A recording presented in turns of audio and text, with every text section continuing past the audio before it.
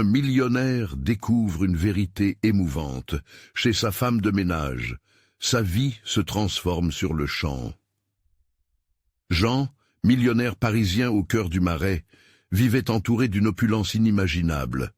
Ses soirées étaient rythmées par des galas scintillants, des voitures de luxe et des conversations superficielles. Pourtant, en dépit de cette vie dorée, un vide déchirant habitait son âme. À 40 ans, ce père de famille sentait le poids des attentes de son héritage bourgeois peser sur ses épaules. Chaque sourire échangé lors des dîners fastueux le laissait plus seul que jamais, son cœur si en manque d'authenticité qu'il avait presque cessé de ressentir. Alors qu'il rentrait chez lui une nuit après une énième soirée sans saveur, Jean croisait souvent Sophia, une femme de ménage d'origine algérienne. Son sourire, lumineux et sincère malgré la fatigue de longues journées de labeur, lui faisait briller le monde qui l'entourait. Ce soir-là, leurs regards se croisèrent. Il s'arrêta, intrigué. « Bonsoir, Sophia », lança-t-il, sans vraiment savoir pourquoi. Elle lui répondit avec un sourire qui illuminait son visage. Leurs échanges devinrent des éclats de lumière dans l'obscurité de la vie de Jean, des instants de simplicité qui lui faisaient redécouvrir les plaisirs d'une humanité perdue. À chaque courte conversation, Jean se sentait vivifié. Sophia parlait de ses enfants restés en Algérie, de ses sacrifices pour leur offrir une vie meilleure. Avec chaque mot qu'elle prononçait, il ressentait un frisson d'espoir. Cette femme, si pleine de dignité et de grâce, lui apparaissait comme un phare dans son océan de superficialité. Elle lui confia un jour qu'elle envoyait chaque euro qu'elle gagnait pour soutenir sa famille. « Travailler dur, c'est ce qui nous fait avancer », répétait-elle souvent, son visage marqué par un mélange d'humilité et de détermination qui frappait Jean au cœur. « Avant de continuer, je dois vous avertir de quelque chose d'important qui se passe. YouTube a fait des changements dans le système et beaucoup de personnes perdent les notifications des chaînes qu'elles suivent. Si vous aimez le contenu, cliquez sur la clochette et marquez toutes les notifications pour ne pas rater les prochaines vidéos. Et si vous pouvez laisser un like, ça m'aide énormément avec la portée. Sérieusement, ça fait la différence. Dites-moi dans les commentaires d'où vous regardez. J'ai toujours la curiosité de savoir qui est de l'autre côté de l'écran. Maintenant, continuons. Cette rencontre bouleversante devenait un miroir pour Jean, lui révélant l'absurdité de son existence. Il savait que son entreprise prospérait grâce à l'exploitation de travailleurs précaires comme Sophia. La lutte intérieure se fit de plus en plus forte. Comment pourrait-il tourner le dos à cette femme qui incarne tant de valeurs qu'il avait délaissées? À chaque tension avec ses associés, chaque critique de sa famille, son cœur pesait un peu plus. La loyauté envers Sophia grandissait, tandis que son propre monde s'effondrait. Jean consulta un ancien homme d'affaires devenu défenseur des droits des travailleurs. La véritable richesse se mesure en liens tissés et en vie améliorée, lui avait-il dit. Ces mots résonnaient en lui, surtout en pensant aux yeux pleins de confiance de Sophia.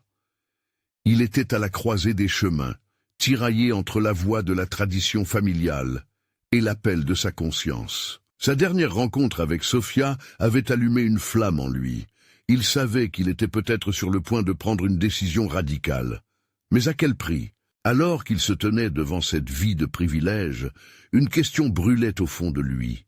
Pouvait-il vraiment abandonner cet empire, cet héritage, pour embrasser une cause qui résonnait si profondément avec sa nouvelle conscience sociale? La tension était palpable, et dans ce moment fragile, il savait que seul l'amour de l'humanité pourrait le sauver. Jean s'éveilla le lendemain matin avec une lourdeur dans le cœur. Les doux rayons du soleil perçaient à travers les voiles de son appartement luxueux, mais ils ne purent chasser l'obscurité grandissante qui l'habitait. Il s'installa sur la terrasse, un café à la main, son esprit divagant vers Sophia.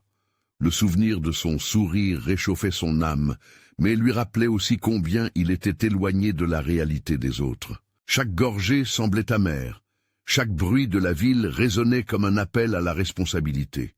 Il se leva pour se préparer à la journée. Dans la glace, il scrutait son reflet. Que faisait cet homme, engoncé dans son costume impeccable, si détaché du véritable monde? Le miroir ne lui renvoyait qu'une image de réussite, celle d'un homme qui avait tout sauf ce qu'il désirait vraiment. Une vie pleine de sens, d'émotion. À midi, il avait pris la décision de se rendre chez Sofia. La nervosité l'accompagnait comme une ombre. En traversant les rues animées de Paris, il s'efforça d'imaginer la réaction de Sofia à sa présence inattendue.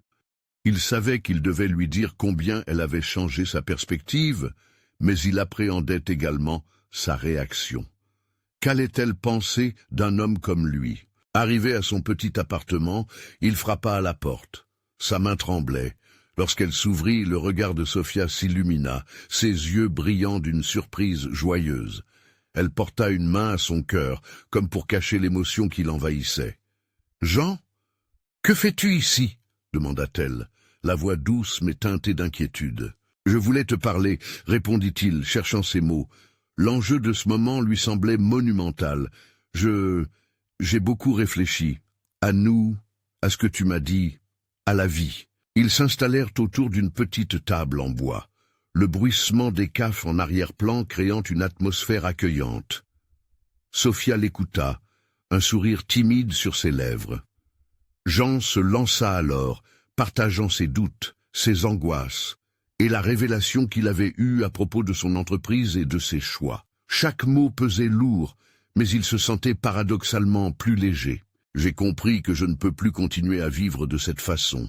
Utilisé, exploité, sans réfléchir. Je veux changer. Je veux aider. » Sa voix se brisa, l'émotion débordant. Sofia, visiblement touchée, fondit en larmes, une réaction qu'il n'avait pas anticipée. « Mais pourquoi me dire cela? Je ne suis qu'une femme de ménage, Jean !» s'exclama-t-elle, sa voix entrecoupée de hoquet. « C'est précisément pour cela que je dois te le dire. Tu es bien plus que cela. Tu es le symbole de ce qui est bon dans ce monde, un modèle de résilience. Je réalise à quel point j'ai besoin de personnes comme toi pour me rappeler ce que signifie vraiment vivre. » Sofia se redressa, intriguée mais perplexe. Ce qu'elle ne savait pas était que cette confession de Jean marquait le début d'un voyage audacieux. L'espoir d'un changement devait naître dans leur cœur à tous les deux.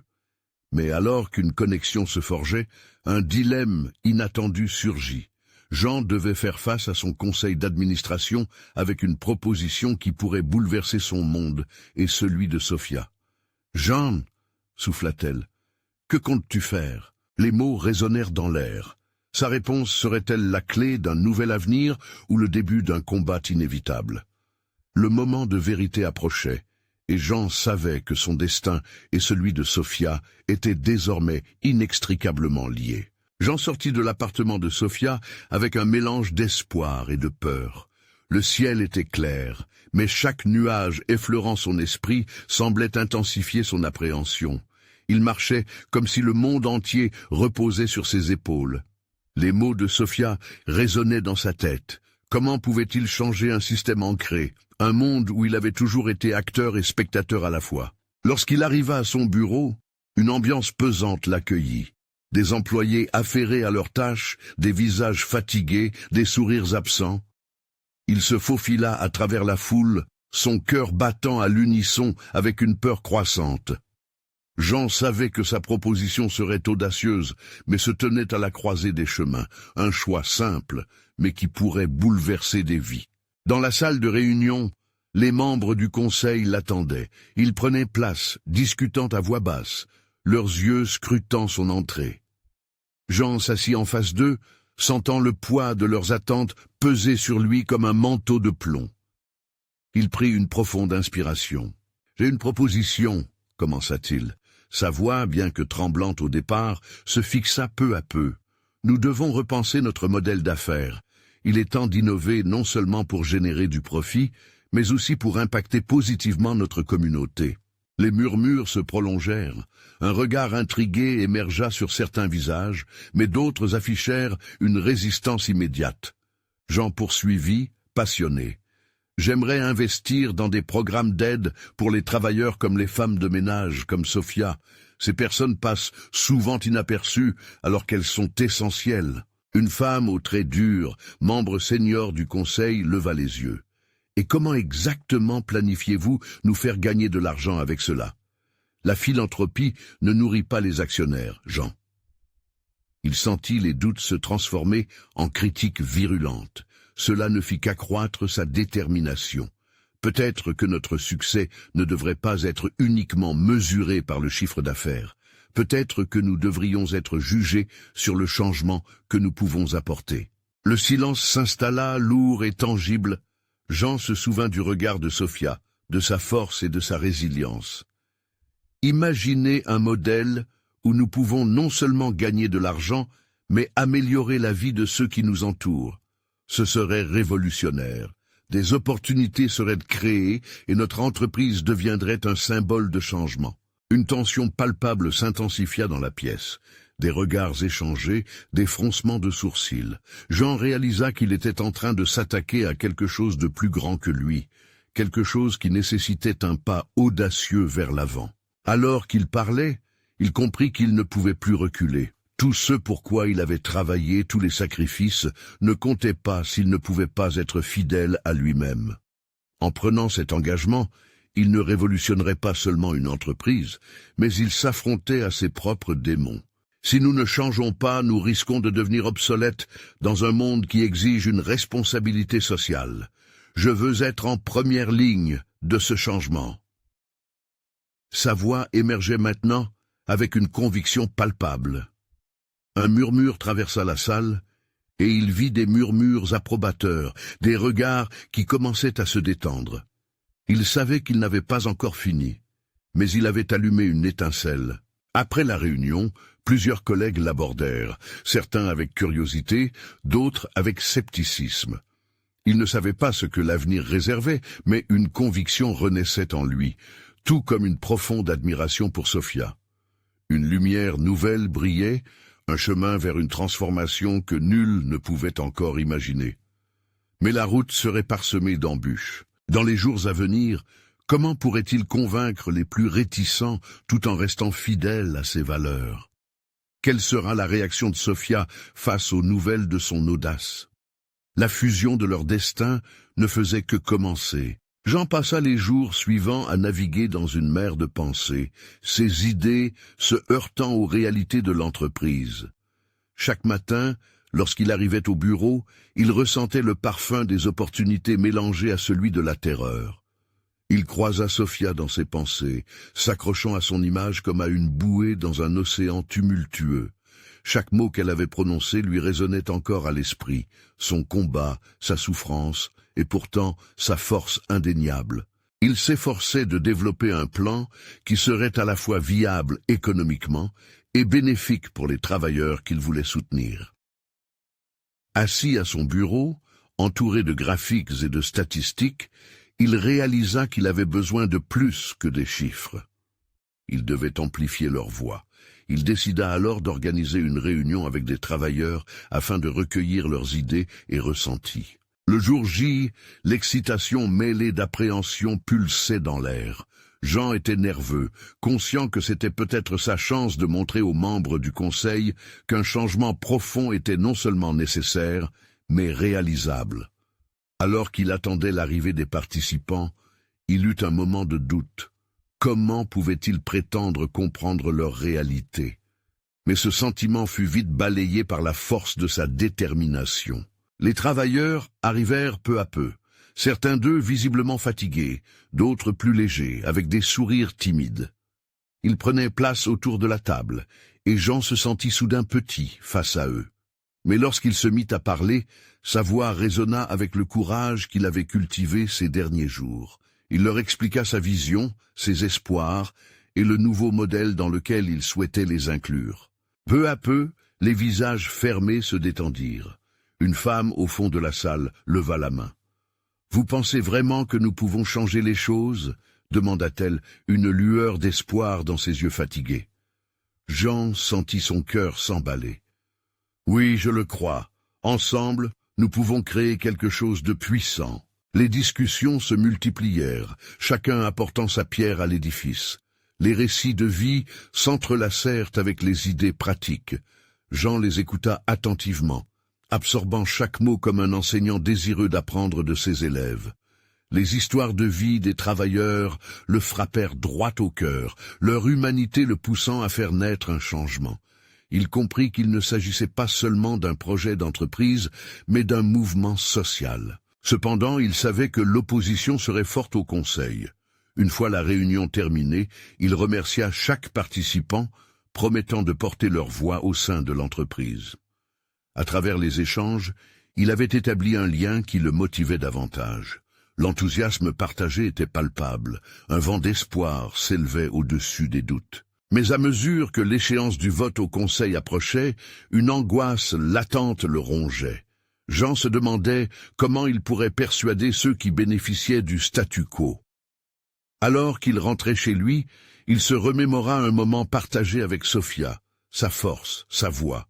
Il comprit que sa conviction n'était pas seulement pour lui, mais pour toutes ces personnes qu'il avait rencontrées. Cela changerait leur vie. Cela devait changer. La nuit, la ville avait son propre rythme, ses lumières scintillant comme des étoiles, tandis que Jean se tenait debout au balcon, regardant l'horizon. Cela allait être un combat, un vrai défi. Il ressentait dans son cœur une voix claire l'invitant à avancer. Le lendemain matin, il se réveilla déterminé. Avec un souffle d'espoir, il se remémora la promesse qu'il avait faite aux travailleurs. Ils allaient résister ensemble, et ils feraient tout pour que leur voix résonne. Mais les obstacles à venir s'imposaient déjà dans son esprit. Malgré son impatience, il savait que seules les actions pouvaient traduire ces mots en réalité. Et que faire si cette initiative échouait, qu'il n'avait pas les mêmes enjeux en tête que les membres du Conseil? Cette nuit-là, un nouveau bond d'émotions l'envahit. La lutte pour un monde meilleur était une route parsemée d'embûches. Avant de s'endormir, une question demeura dans son esprit. Serait-il prêt à sacrifier tout ce qu'il avait construit pour défendre ce en quoi il croyait? Le moment décisif approchait. Alors que le soleil se levait sur la ville, Jean se tenait face à une journée qui s'annonçait décisive. Il sentit une tension palpable dans l'air, un mélange d'impatience et d'espoir. Chaque pas qu'il faisait le rapprochait de la réunion du Conseil, mais cette proximité entraînait aussi une lourdeur dans sa poitrine. Avec chaque instant qui passait, le poids de sa mission grandissait. C'était plus qu'un vote, c'était le reflet de ses rêves et de ceux qu'il représentait. Dans le bureau, les sièges autour de la table du Conseil étaient pris d'assaut par ceux qui s'accrochaient à leur pouvoir. Jean se souvint des visages des travailleurs qu'il avait rencontrés, de leur résilience et de l'effervescence qu'il avait ressentie lors de la réunion. Il savait que leur histoire méritait d'être entendue. Mais comment amener le Conseil à ouvrir les yeux sur cette réalité? Les membres du Conseil prirent place, leurs visages marqués par une nonchalance qui était à la fois frustrante et désespérante. Jean se leva, son cœur battant la chamade. « Merci à tous d'être ici aujourd'hui. » Sa voix tremblait légèrement, mais il se força à continuer. « Nous sommes à un carrefour. Nous avons la possibilité de transformer notre entreprise en un lieu qui bénéficie à chacun, pas seulement à quelques-uns. » Il observa attentivement les visages, cherchant des signes d'intérêt, de compréhension, mais au lieu de cela, il vit des regards attentifs, mais sceptiques. Un homme se leva, un membre influent, avec une assurance qui le rendait intimidant. « Jean, je respecte votre passion, mais ces changements que vous proposez pourraient voir nos profits diminuer. Voyez-vous vraiment cela fonctionner ?» Les mots résonnèrent comme un coup de poing. Jean ferma les yeux un instant, se remémorant les mots de Sophia. Le changement nécessite du courage, mais aussi de la clarté. Il rouvrit les yeux, plus déterminé que jamais. Oui, cela nécessitera des ajustements, mais je suis convaincu que si nous plaçons les gens au cœur de nos décisions, nous en sortirons gagnants, dans la mesure où les employés seraient motivés, loyaux. Un murmure parcourut la table, un signe que certains écoutaient. Mais l'homme influent ne comptait pas en rester là. Et que dire des actionnaires? Comprendront-ils cette vision? Jean prit une profonde inspiration. C'était le moment de toucher au cœur de ce qui le motivait. Penser à ce que cela signifie pour eux. Imaginez une entreprise où les salariés sont non seulement satisfaits, mais également investis dans le succès collectif. Cela ne pourra qu'augmenter notre image et notre portée. Il aperçut un ange dans la salle, la même femme du fond qui avait levé la main lors de la réunion précédente. Elle semblait vibrer au creux des mots de Jean. Nous avons besoin de monde qui pense à nouveau à la manière dont nous opérons. Pas seulement des chiffres, mais de l'humain. Le conseil commençait à murmurer, à échanger des regards. Cette humanité qu'il avait portée avec tant de finesse avait apparemment trouvé un écho. Mais alors que Jean commençait à ressentir l'espoir s'approfondir, l'homme accusa le coup. Et si nous échouions? Si cette initiative provoquait la débâcle? Pensez-vous vraiment être prêt à prendre ce risque? À cet instant, le regard de Jean. Se souviens-tu des visages des travailleurs? La promesse qu'il avait faite? Chaque émotion, chaque souvenir affluait en lui. Échouer, c'est ne pas essayer. J'ai vu ce que nous pourrions devenir. Ces mots s'envolèrent comme une flèche, piquant l'intérêt, diffusant une lumière d'espoir dans le sombre tableau du passé. Le silence se fit pesant. Chacun réfléchissait, et alors qu'il pensait être entendu, une voix du fond brisa le silence. Qu'est-ce qu'il y a à perdre, sinon notre humanité? Jean savait que la bataille ne faisait que commencer. Chaque mot prononcé le rapprochait d'un objectif, mais la route était encore périlleuse. Le conseil n'avait pas encore pris de décision. Alors qu'il se tenait là, face à eux, le cœur vibrant d'émotion, Jean ressentit la pression du monde entier sur ses épaules. Serait-il capable de faire tomber les barrières pour que la voix des travailleurs résonne au sein même de cette institution? La prochaine réunion serait cruciale et les enjeux allaient bien au-delà de simples chiffres. Jean sortit du conseil, le cœur encore battant, son esprit en ébullition. Chaque pas résonnait dans son esprit comme un tambour. Ses mots, ses regards, tout cela restait gravé en lui. Il se dirigea vers le café du coin, un lieu familier, où il venait souvent s'asseoir pour réfléchir. Ce matin-là, le café avait des allures de sanctuaire, un espace où il pouvait rassembler ses pensées et évaluer la portée de ses paroles. Les arômes de café fraîchement moulu et de viennoiserie réchauffaient l'atmosphère. Mais Jean ne pouvait pas se concentrer sur les plaisirs simples. Son esprit était accaparé par les réactions des membres du conseil. Certains avaient semblé ébranlés, peut-être même touchés, tandis que d'autres restaient sceptiques, figés dans leur confort. Son cœur se serra à cette pensée. Combien de temps allait-il encore ignorer la réalité des travailleurs qu'il représentait? À mesure qu'il sirotait son café, il se remémora Sophia, sa mentor. Elle avait consacré sa vie à défendre les droits des travailleurs. Jean, rappelle-toi toujours que le changement commence par de petites actions, lui avait-elle dit un jour. Ces mots lui revenaient comme un mantra, une lumière dans l'obscurité de l'incertitude. Il était temps d'agir, non seulement pour lui-même, mais pour tous ceux qui espéraient un avenir meilleur. En sortant du café, il réalisa qu'il devait passer à l'action. Il rentra chez lui, où les murmures de son entourage et la présence de sa famille pesaient lourdement. Son fils jouait dans le salon, riant aux éclats avec sa mère. Cette image de bonheur simple le réchauffa, mais lui rappela aussi le fardeau qu'il portait. Jean se rapprocha, s'accroupissant à hauteur d'enfant. « Tu sais, mon petit, quand on veut quelque chose de bien, il faut se battre pour. Tu comprends ?» Le petit hocha la tête, les yeux brillants d'innocence. Jean sourit, mais il savait que les combats des adultes étaient bien plus compliqués. Il décida de contacter les autres membres du comité de soutien des travailleurs qu'il avait formé. Ensemble, ils pouvaient unir leurs forces et affiner leurs arguments. Peut-être qu'un soutien collectif suffirait à éveiller les consciences au sein du conseil. Jean se mit au travail, rédigeant un email court mais percutant, invitant chacun à une réunion de préparation. Les heures passaient et la nuit enveloppa la ville. Jean fit une pause, regardant par la fenêtre l'obscurité s'étendre. Le ciel était étoilé, un contraste frappant avec ses pensées troubles. Il pensa au visage des travailleurs, à ces âmes courageuses qui dépendaient de lui. Chaque chose qu'il avait dite aujourd'hui résonnait en lui, le poussant à redoubler d'efforts. Le lendemain, une réponse positive arriva. Tous avaient répondu présent. L'adrénaline monta en lui, mélangée à un sentiment de responsabilité. Il devait préparer leur témoignage, rassembler des preuves de l'impact que ces changements pourraient avoir sur leur vie. Les enfants, les familles, les rêves, tout était en jeu. Le jour suivant, ils se réunirent dans un petit café peu fréquenté où la chaleur humaine se mêlait à l'odeur des croissants. Jean observa ses camarades, chacun avec une énergie nouvelle. Des idées encore plus innovantes émergèrent, et chaque voix ajoutait une nuance au projet. Il ne s'agissait plus seulement d'un vote, c'était une révolte contre l'indifférence, une marche vers un changement tant espéré.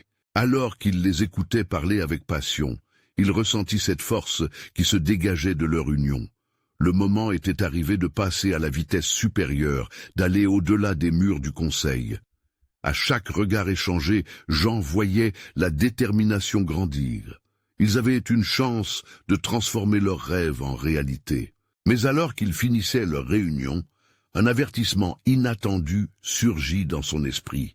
Et si le conseil rejetait tout cela? Que se passerait-il pour eux, pour leurs espoirs? Jean savait que les défis à venir seraient bien plus ardus. Était-il prêt à se battre pour ce en quoi il croyait?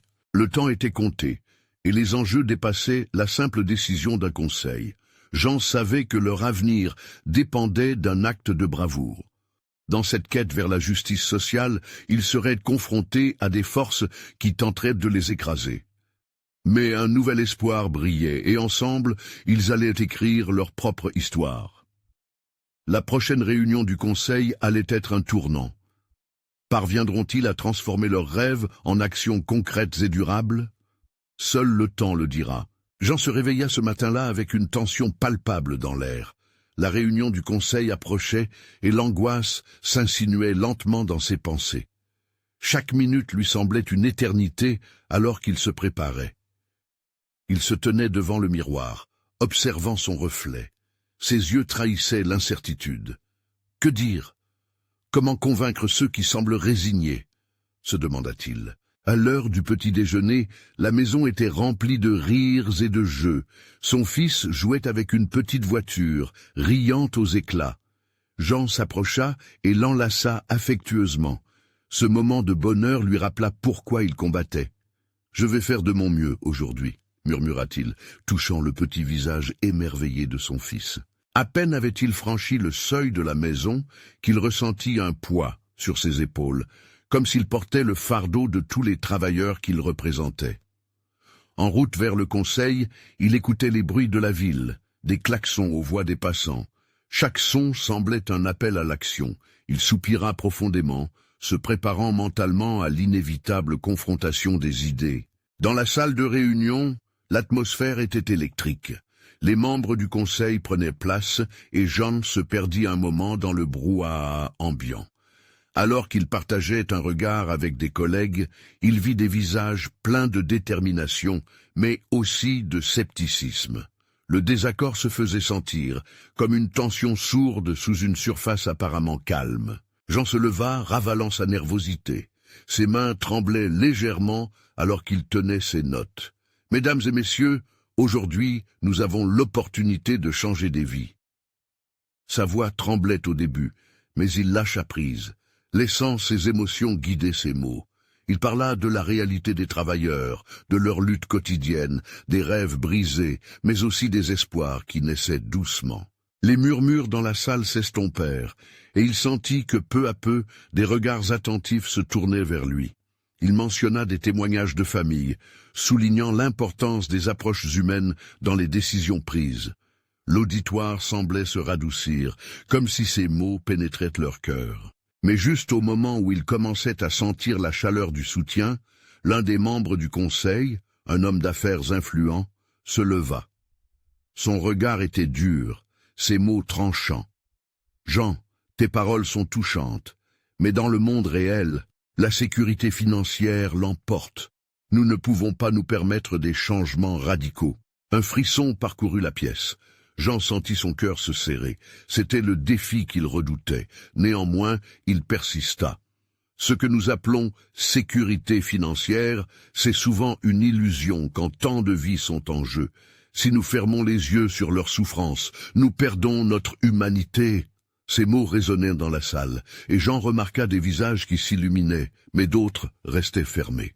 La discussion continua, évoluant en échanges animés. À chaque intervention, Jean notait les préoccupations des membres, tentant d'établir des ponts entre leurs craintes et les réalités des travailleurs. La passion était palpable. À un moment donné, une femme du comité éleva la voix, partageant son histoire personnelle. Elle parla de son mari, perdu à cause de conditions de travail périlleuses.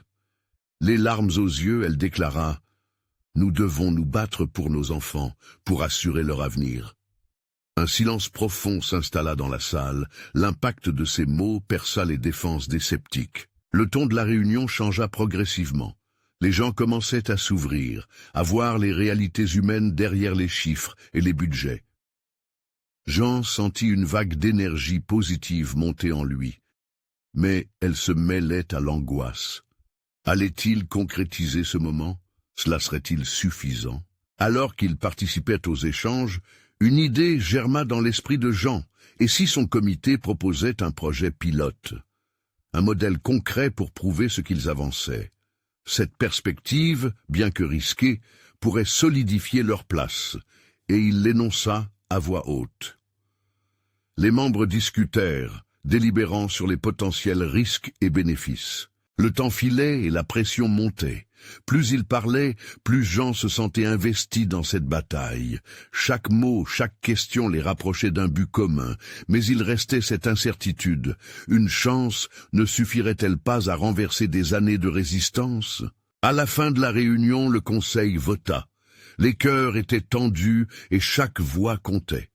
Jean prit une profonde inspiration, sachant que le résultat pourrait changer leur destin. Il ne voulait plus se battre seul. Il espérait que l'union creuserait un chemin. Mais alors qu'ils attendèrent le verdict, une pensée lancinante le traversa. Et si tout cela était vain?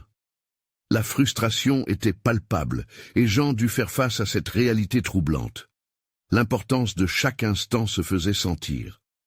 Le moment de vérité approchait, mais comment serait-il prêt à accueillir le résultat? Alors que le président du conseil annonçait le résultat, Jean se tenait là, le cœur battant, craignant le pire tout en espérant le meilleur.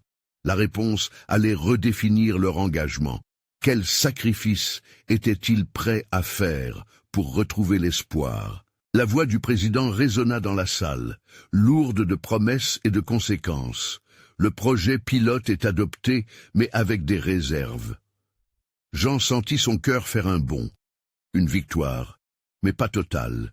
Des murmures parcoururent la salle, tandis que certains applaudissaient timidement et d'autres restaient perplexes. Ils savaient que ce premier pas n'était qu'un début. Mais en même temps, le doute persistait. Quelles seraient les véritables implications de cette approbation partielle? Quel genre d'opposition se dresserait contre eux désormais? Les membres du Conseil prenaient déjà la parole pour discuter des modalités et des limitations à imposer. Jean se battait pour garder son calme, mais l'engouement qu'il ressentait initialement se mua en appréhension. En quittant le bâtiment, le poids de l'incertitude le suivit comme une ombre. Il se dirigea vers son bureau, le pas lourd. Les visages de ses collègues qui l'avaient soutenu l'encourageaient encore. Il savait que cette lutte était seulement le premier chapitre d'une histoire plus vaste. Pourtant, Jean ressentait le besoin urgent de faire plus, d'agir vite. La fébrilité de l'instant semblait s'éteindre, laissant place à une réalité où les compromis pouvaient compromettre les véritables changements. Dans les jours qui suivirent, la situation devint complexe. Jean s'attela à la tâche, contactant des experts et réunissant des témoignages de travailleurs, déterminés à construire un cadre solide pour le projet. Mais la résistance ne tarda pas à se manifester. Des articles parurent, critiquant le Conseil pour avoir cédé à la pression populiste. Les discussions devenaient de plus en plus antagonistes. Jean dut naviguer dans un océan de controverses qui menaçait d'éroder l'élan qu'ils avaient acquis. Une nuit, alors qu'il rentrait chez lui, Jean se perdit dans ses pensées. La lumière de la ville éclairait son chemin, mais son esprit était couvert d'un brouillard inquiet. Sa femme, Claire, l'attendait avec un repas chaud. Elle pouvait lire l'inquiétude sur son visage. Tout ira bien, n'est-ce pas? Demanda-t-elle, ses yeux remplis de soutien. Jean hésita, son cœur lourd de vérité. Je ne sais pas, Claire. Ça devient difficile. Elle l'encouragea à partager ses craintes. Jean, dans un élan d'honnêteté, parla des oppositions croissantes et de la façon dont il se sentait submergé. Il évoqua les voix dissidentes, les doutes qui s'installaient. Claire l'écoutait avec attention, sa présence chaude et réconfortante. « Je t'ai toujours vu te battre pour eux », dit-elle doucement. « Quelles que soient les luttes à venir, je te crois capable de faire la différence. N'oublie jamais pourquoi tu fais cela. » Ces mots résonnaient dans son esprit, lui redonnant un parti de la détermination qu'il avait ressentie en abordant le conseil. Désireux de canaliser cette force nouvelle, Jean décida de préparer un rassemblement, une réunion publique où il inviterait non seulement les membres du conseil, mais aussi les travailleurs, leurs familles, ceux qui subissaient les conséquences des décisions prises. Il voulait créer un espace où les voix auraient enfin l'occasion d'être entendues. La préparation était intense, mais l'enthousiasme s'installait. Jean se mit à composer son discours, rassemblant des chiffres et des histoires, visant à toucher les cœurs. Le jour du rassemblement approchait rapidement, et il devait se préparer à cette guerre allemande des idées, à la confrontation des émotions et des intérêts. La veille de l'événement, il se retrouva éveillé tard dans la nuit, ses pensées s'entrechoquant comme des vagues sur une plage. Dans son esprit, il imaginait le public, les regards attentifs, les battements de cœur qui résonnent en harmonie. Mais une question le taraudait. Tiendrait-il bon? Dans un élan d'inspiration soudain, Jean écrivit une phrase qui résumait son combat. « Ensemble, nous réécrirons notre avenir. » Le simple fait de l'écrire apaisa un peu son cœur. Il savait que ce n'était que le début d'une lutte où l'espoir et les défis s'entremêleraient. Alors qu'il feuilletait les pages de son discours, une promesse silencieuse émergea de son cœur. Peu importe les obstacles, il ne se laisserait pas intimider. Et à cet instant précis, il réalisa que la véritable transformation ne se mesurait pas simplement en résultats, mais dans la détermination à avancer, ensemble, malgré les adversités. Mais alors qu'il se reposait pour s'endormir, une pensée troublante l'assaillit. Ces mots et ces promesses seraient-ils suffisants pour rallier les cœurs en une seule voix? La quête de l'espoir nécessiterait plus que de simples mots. Quelle véritable alliance pourrait se former face à l'adversité croissante qui se profilait déjà à l'horizon? Le jour tant attendu du rassemblement arriva, chargé d'une tension palpable. Jean se tenait dans le hall, à quelques pas de la scène. Les sièges étaient presque tous occupés. Un mélange d'ouvriers épuisés, de familles inquiètes et de curieux. Tous attendaient, espérant entendre quelque chose qui pourrait transformer leur vie. Les murmures fusaient, et chaque regard échangé semblait peser de attentes et de rêves. Épaulé par le soutien indéfectible de Claire, qui l'avait accompagné, il ressentait un mélange de gratitude et de nervosité. Elle lui serra la main juste avant de monter sur scène, un geste simple mais chargé de sens. Jean se tenait au bord du précipice. Il savait que chaque mot qu'il prononcerait déterminerait non seulement son avenir, mais aussi celui de toutes ces personnes qui plaçaient leur confiance en lui. Avec un souffle profond, il avança vers le micro. Les regards se fixèrent sur lui. Il pouvait sentir les battements de son cœur résonner dans sa poitrine. Il lança un regard circulaire à l'audience, capturant l'espoir, la peur et parfois même le scepticisme dans les yeux des gens. Regroupant sa voix tremblante, il commença « Merci d'être ici aujourd'hui. Nous nous réunissons en ces temps difficiles pour discuter d'un projet qui est porté par notre lutte commune. » Ces mots prenaient forme dans l'air, mais chaque phrase semblait chuchoter des vérités qui résonnaient plus fort que lui. Chaque critique, chaque doute devenait une force qui l'aidait à avancer. Il parla des craintes qui l'avaient assailli, des voix qui l'avaient écouté, des histoires de ceux qui l'avaient encouragé à se battre. Soudain, des murmures inquiétants s'élevèrent du fond de la salle. Certains membres du conseil avaient fait le déplacement, leur visage fermé trahissant une intention claire. Perturbé. Une dame âgée se leva, les larmes aux yeux. Comment pouvez-vous parler de progrès alors que nous luttons juste pour manger? Sa voix, vibrante d'émotion, provoqua un silence fulgurant. Jean sentit une onde de compréhension passer dans l'ensemble de l'auditoire. Ces mots étaient lourds de vérité. Elle ne demandait pas des promesses, mais des actions concrètes. C'était un moment décisif. Jean fixa la dame, se remémorant les histoires des familles, des enfants aux abris précaires, des rêves écrasés. « Vous avez raison, c'est pour vous que nous devons agir. Ce projet, ce n'est pas juste un document, c'est une chance de faire la différence dans notre quotidien. » La tension dans la salle devenait presque palpable. Chaque regard était rivé sur lui, suscitant un mélange d'espoir et d'anxiété. Jean augmentait l'intensité de son discours. Il partagea des témoignages, des récits de travailleurs qui avaient vu leur vie transformée avec des emplois justes et d'autres qui avaient perdu foi aux promesses du passé. Chaque histoire tissait un lien entre lui et le public, leur faisant sentir qu'ils n'étaient pas seuls dans ce combat. Enfin, il aborda le cœur du projet. Ensemble, nous réécrirons notre avenir, mais cela nécessite notre engagement collectif. Nous devons nous battre pour que les voix de chacun d'entre vous soient écoutées, et surtout pour que nous puissions tous avancer dans la même direction. Des applaudissements éclatèrent, d'abord timidement, puis de plus en plus forts, comme une marée montante. Jean se sentait réchauffé par cet élan, mais il savait que la véritable bataille ne faisait que commencer.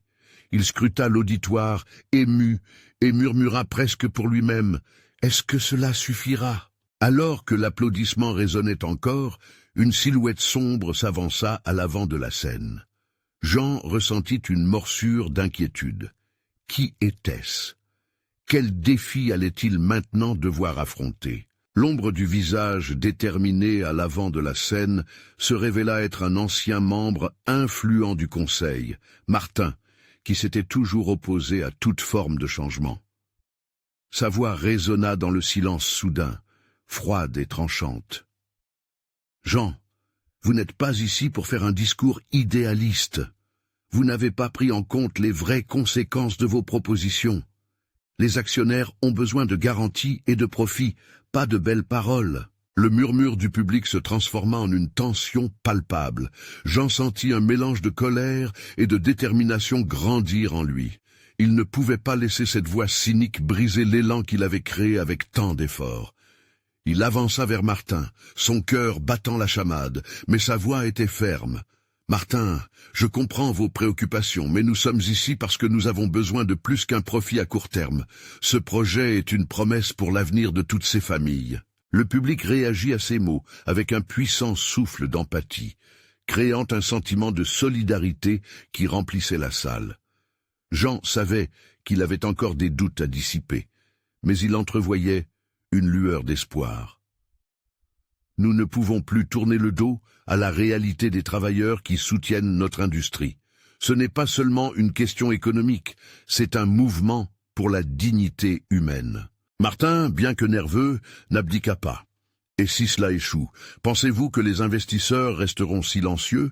Pensez-vous vraiment que votre belle idée fera le poids face à des chiffres en berne? Jean se retourna vers le public, son regard s'accrochant à ceux qui comptaient sur lui.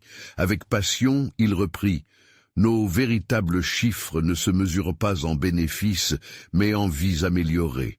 Un investisseur qui craint de perdre de l'argent face à une éthique perdra beaucoup plus qu'un chiffre sur un bilan. C'est une occasion de prouver que lucrativité et humanité peuvent coexister. » Les cris d'approbation commencèrent à fuser dans l'audience. Jean s'avança encore, son enthousiasme se nourrissant de l'énergie nouvelle qui l'entourait. Clouant son regard sur Martin, il conclut « Je suis prêt à prendre les risques avec vous, à voir le projet se réaliser, si cela signifie donner une voix à ceux qui en ont besoin. C'est maintenant ou jamais. » Le regard de Martin s'assombrit, alors que le murmure de l'auditoire se transforma en un élan collectif. Des applaudissements éclatants résonnèrent comme une vague. Chaque tête levée, chaque bruit vibrant devenait une déclaration collective. Jean ressentit l'adversité se dissiper, une énergie palpable fusionnant les cœurs autour de ce combat commun. Alors que l'ambiance de la salle s'élevait, Martin, déstabilisé, se tourna vers les autres membres du conseil. Jean sut que c'était son moment. Si nous allons de l'avant, ce projet pourrait permettre de redéfinir notre entreprise. Imaginez un avenir où nos travailleurs sont aussi fiers de leur emploi que nous sommes de notre succès. C'est une chance unique de changer la donne, ensemble. Le public applaudit à nouveau, plus fort que jamais. On pouvait presque sentir la chaleur de l'unité dans l'air. Au fond de son cœur, Jean savait que tout avait changé. Martin, maintenant hésitant, était face au choix de voir ses ambitions s'envoler ou d'accepter de bâtir quelque chose de plus grand que lui. Jean ajouta: « Que diriez-vous de nous rejoindre, Martin? Ne devenez pas l'obstacle à notre avenir. » La tension entre eux était palpable. Jean attendait avec impatience la réaction de Martin, conscient que ce moment pouvait changer le cours de leur vie. Le regard de Martin se durcit, mais il semblait en proie à une bataille intérieure. Un silence pesant s'installa quand Martin finit par parler, sa voix redevenant légèrement plus calme. « Très bien, je suis prêt à écouter vos idées. Mais faites-le vite avant que le temps ne nous échappe. » L'auditoire éclata d'applaudissements, un soulagement partagé. Jean se tenait là, un frisson d'espoir parcourant son corps. Ce n'était qu'un pas, mais quel pas monumental cela représentait. Le reste de la réunion transforma ce moment de crainte en un élan de coopération. Ensemble, ils allaient ensemble cheminer vers un modèle inclusif, en s'assurant que chaque voix avait sa place dans le récit. Au fil des semaines qui suivirent, les discussions devinrent des plans concrets. Jean, à la fois le catalyseur et le bénéficiaire d'un mouvement qui ne faisait que commencer, constata le pouvoir de l'unité. Sophia, qui avait observé et encouragé chaque étape depuis le début, devint un pilier essentiel dans cette aventure. Leurs visages s'illuminèrent à chaque réunion, chacun exprimant les espoirs et les changements qu'ils avaient longtemps attendus. Les mots de Sophia résonnaient dans l'esprit de Jean. Le véritable changement commence par des gestes quotidiens. À la fin du processus, lorsque le projet fut officiellement lancé, Jean comprit que la richesse ne se mesurait pas seulement en chiffres, mais dans la force des liens tissés et dans la dignité rendue à ceux qui avaient longtemps été invisibles. Il avait non seulement changé sa vie, mais aussi celle des autres. Ce jour-là, en quittant le bureau, Jean regarda le ciel. Il se sentit plus léger, plus vivant. Paris brillait d'une manière nouvelle, pleine de promesses. Tout cela, grâce au courage d'un homme qui avait su écouter, apprendre et surtout s'engager. Et dans cette lumière, un dernier espoir se forma, celui que chacun d'entre nous puisse un jour inspirer un autre à croire au changement, à se lever et à se battre pour une cause plus grande que soi. L'histoire de Jean, de Sophia, de tant d'autres, leur rappelait que même les défis les plus redoutables pouvaient être surmontés lorsque nous osions rêver et agir ensemble. Partager cette inspiration avec les 5 amis qui en ont besoin pourrait allumer d'autres étincelles de changement. Alors, ne laissez pas cette histoire se perdre et continuez à nourrir le mouvement. Vous devez vous abonner maintenant pour ne pas manquer d'autres récits incroyables comme celui-ci. Laissez un like pour soutenir notre communauté et commentez vos pensées sur cette fin. C'est le moment de partager avec au moins 5 amis et d'influencer leur vie. N'attendez plus. Prenez la décision de faire la différence aujourd'hui.